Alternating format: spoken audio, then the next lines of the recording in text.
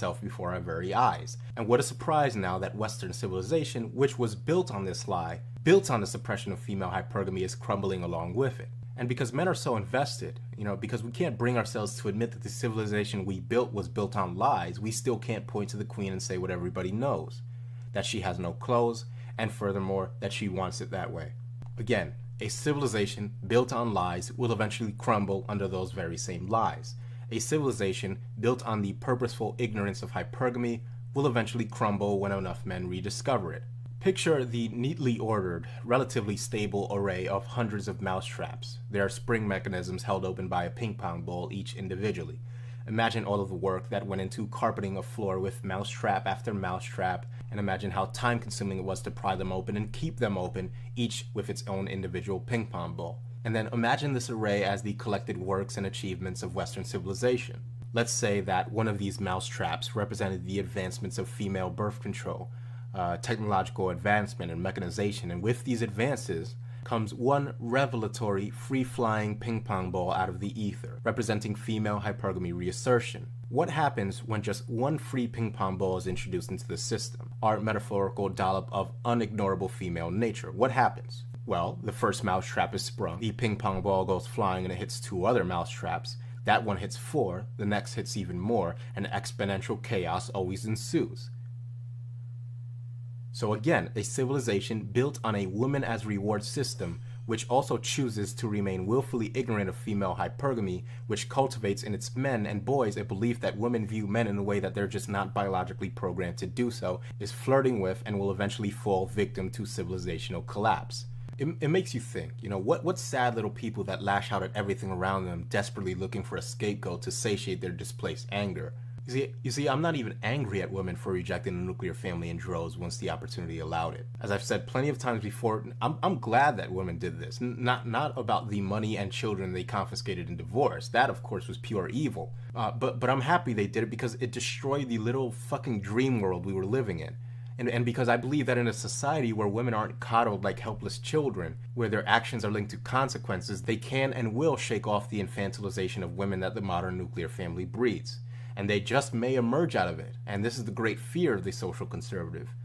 They just may emerge as fully independent, autonomous beings with their hypergamy intact. The social conservatives' main concern has never been for men, but for whether or not women still need men. They are purveyors of the woman as the male's life mission and reward motto, and so when men no longer wish to carry women, and when technology and mechanization creates a reality of constantly decreasing need for the provider male archetype, we see a cascading rejection of the traditional family unit. We see cascading divorce is what we see happen. Now again, it's never been a question of whether or not women can be given incentives to curb their hypergamous instincts.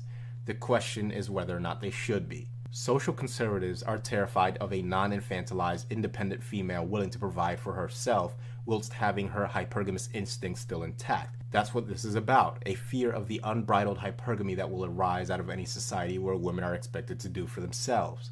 You see, whatever will replace the dead conventional nuclear family is something that will involve men taking into account an honest view of female hypergamy instead of this delusional motto where men believe their little special soulmate really truly loves them, and where women are required to pretend their hypergamy doesn't exist and that their reproductive habits aren't dictated by male status and money and the like. What replaces the dead nuclear family will be a demystified and scrutinized transactional and reality-based arrangement where men and women, but specifically men, are under no false illusions about what's happening. It will not be deified. It will not be viewed as some ethereal bond between men and women. It will be viewed through a crystal clear lens of resources for access to sex and reproduction. Reproduction then will be commoditized, and so will sex.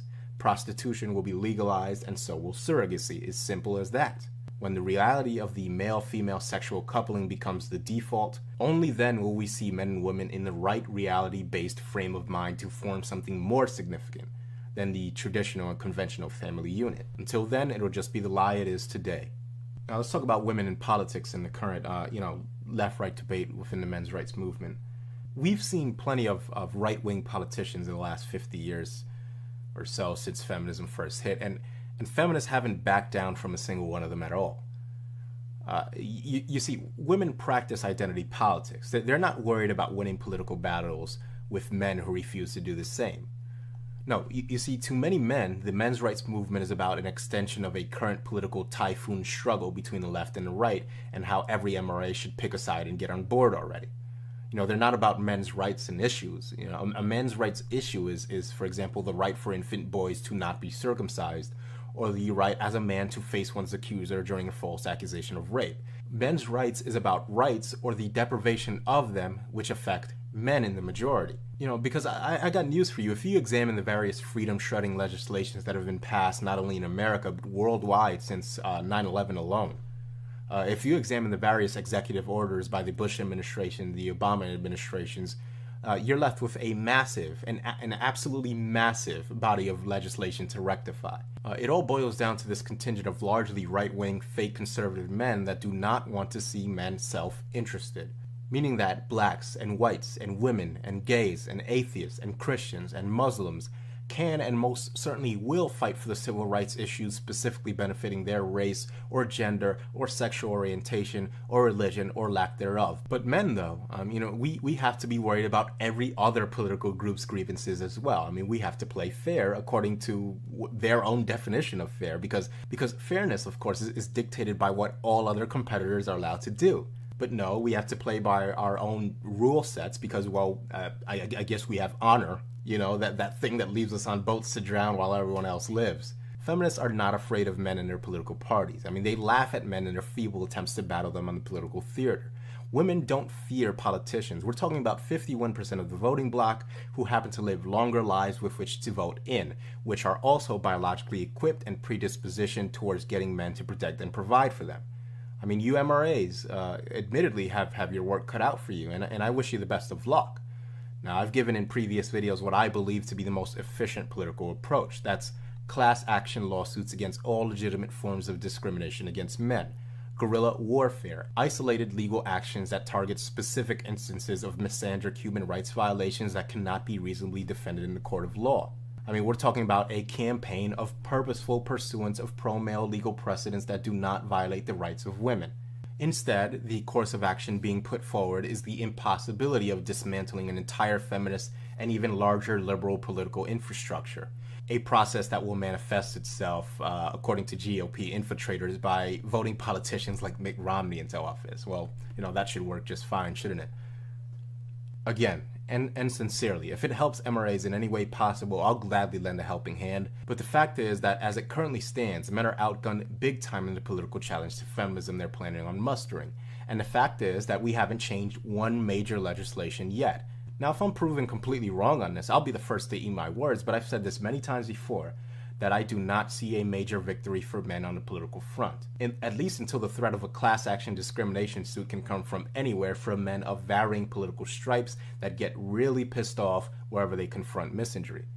The fact is that many men hate feminism and yet want nothing to do with the GOP, or the left for that matter, and so insisting to men that to be an MRA one must be conservative only works as a repellent to those men that want no political affiliation but do want to fight misandry, and that's exactly why over here, on this channel, men will not be expected to join this weak-minded political tribalism bullshit. If you're interested in male sovereignty and male freedom and how it can be achieved, you're more than welcome here. I refuse to say that in order to be an MRA, you absolutely have to be on the right or the left. I personally will try to advise you of the fact that I believe that both of these political parties are irreparably corrupt and misandric. But everyone these days is in varying degrees of wanting to reject the system while simultaneously needing to continue to believe in it. And this is why we see such polarized politics today. Society's subconscious is telling them that their political system is completely fucked, so they seek to divorce themselves then by one half of the political spectrum by labeling them as the great evil, the great Satan that must be overcome if we would just defeat the left, or if we could just defeat the conservatives. That kind of tribalistic bullshit that never gets anybody anywhere. With this said, again, if I see an opportunity for me to be able to contribute effectively to the political efforts of MRAs, I will do so without hesitation. But for the record, my bets are on the war of attrition that both conscious and unconscious men going their own way are already in the middle of fighting. and my mission is to get as many men as possible to eschew traditional provider roles and traditional societal expectations for men. Now, while it's true that going your own way is an individualistic term varying from man to man, but it's pretty much common knowledge that many who have chosen to go their own way have a shared anti-traditionalist bent, and this is what I wish to focus on, not politics as far as I'm concerned. The question of whether or not women can be effectively opposed politically should be asked. Women who are far removed from any pretense of political fairness stemming from our society's embracing of female dysfunction, one of the many tariffs that a society which chooses to infantilize its women must pay. But because of these dysfunctions, we end up having a population of female children holding the immense powers of reproduction and their equally potent votes. The Twilight Zone episode of the child who could kill you just by thinking it if he read your mind and figured out you were thinking bad thoughts about him comes to mind. Women have this immense power and the reasoning capacity of children because they're cultivated to. And so in asking whether or not they can be politically opposed, you have to take note of the fact that political society, throughout the political spectrum, has decreased expectations of women and regards them with the full benefits that childhood offers in terms of consequences and responsibilities, or more accurately, a lack thereof, and at the same time upholds their very adult rights and privileges, and that little cocktail forms an impregnable juggernaut where one's own political soldiers will refuse to fight for you if you're perceived to be bringing out the big guns against women. If you attack women politically with the same ferocity they've attacked men with, then expect a backlash from your own political allies. I mean, it's amazing to watch. Now, as a matter of fact, I've even seen MRAs categorize women as inanimate objects, that men going their own way focus too much on women and that women should be looked at as some sort of force of nature to be managed, or even a figurative inanimate forest or mountain. I've seen some liken women to a wild tigress.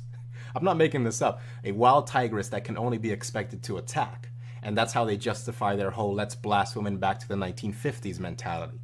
All of this, of course, is designed to portray women as innocent, lacking in all agency and responsibility. Because, of course, mountains and tigers don't vote, they don't divorce, they don't make false domestic violence accusations, and they don't take your kids. This is the political outlook of some MRAs.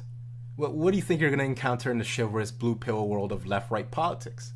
Let it be recorded here for posterity, and so everyone knows when and where it was said, that if men do not begin to see themselves as a political class, if they do not identify as a political group that is willing to pursue the rights and interests of men unapologetically, their political attempts will be utterly futile and dispatched effortlessly by the forces of politicized feminism and chivalry. Point blank, full stop. I'm making that prediction right here and now. With that said, I wish to reference the quote on the gateway to hell in Dante's Divine Comedy. Abandon hope, all ye who enter here.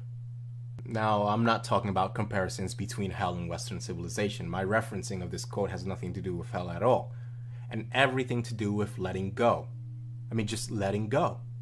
That's what men going their own way means to me. I mean, I just stopped caring at all. I don't care if I ever have another relationship again, and although I do take it as it comes, I don't care if I ever get laid again at all, and I don't care if Western civilization collapses. I just don't care. And the best part about letting go completely to the lies we've been sold is that you're completely free. I mean, I've never felt more free in my life. I'm crystal clear right now. Abandon hope, all ye who enter here. It's the only thing that feminists and traditionalists can't fight. That is men who stopped hoping in their system. I mean, they thrive off of your hope. Your talk of politics, they can smell the hope on that. They can smell the rancid belief in their system. The system where women in the state will always hold more authority than men do. And again, if this sounds too cynical, I welcome and will even help MRAs to prove me wrong, even if I believe it to be an ultimately futile gesture. I'm more than capable of exerting the required effort behind MRAs to help them see that the political system is just too far gone. I want to point out that the only act on the part of men that has drawn any introspection from the current male-female gender dynamic is one of passive resistance. You'll notice that traditionalist women like the one in this video aren't the only ones talking about where have all the good men gone. Feminists have posted numerous man-up articles themselves. It's the only thing that actually seems to register on the radar of both traditional women and feminists that something's very wrong here. And this is an act of attrition. The marriage strike is a man going his own way discipline. We know that many of the men avoiding marriage and consequently avoiding the liability of an infantilized female along with her legal property, that is the children you'll give her, we know that many of these men have never even heard of men going their own way, but the school of thought that is rejecting marriage en masse stems from a natural breaking point in the male condition designed to make him endure substantially and for extended periods of time, followed by an all-encompassing cessation of caring. A Rubicon point, if you will, of no longer giving a fuck, which once passed cannot be regained, which is also organic and walks in lockstep with men going their own way philosophy. And that, I think, is where the advantage lies, because in order to become a men's rights activist, for example, one must know that a men's rights movement exists. You know, I think at the very least, men are highly unlikely to start fighting for men's rights all of their own accord, without knowledge of a men's rights movement.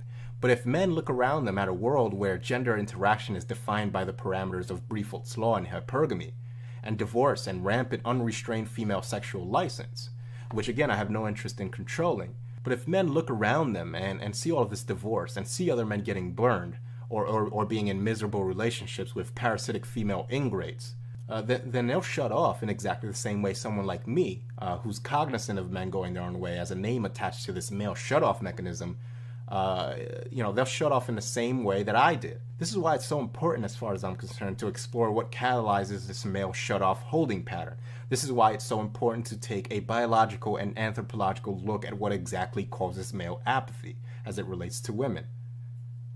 Again, the only thing that has caused any real panic as a result of feminism is decreasing marriage rates due to a self-perpetuating marriage strike and decreasing birth rates. So for all of this talk about political solutions, the only time that the feminist media seems to give any attention to what's going on is when what is largely a men going their own way approach, one of attrition and starving the machine and refusing to be the upholders and, more importantly, the maintainers of families and marriages, then we see them panic with their "where have all the good men" articles. So in my opinion, it will be the men that have simply voted with their feet that will continue to drive down the marriage rate, that will continue to drive down the birth rate far past their already unsustainable levels, and that is ignored at the consequence of civilizational atrophy and death. That's all I really got to say for now. Thanks for listening.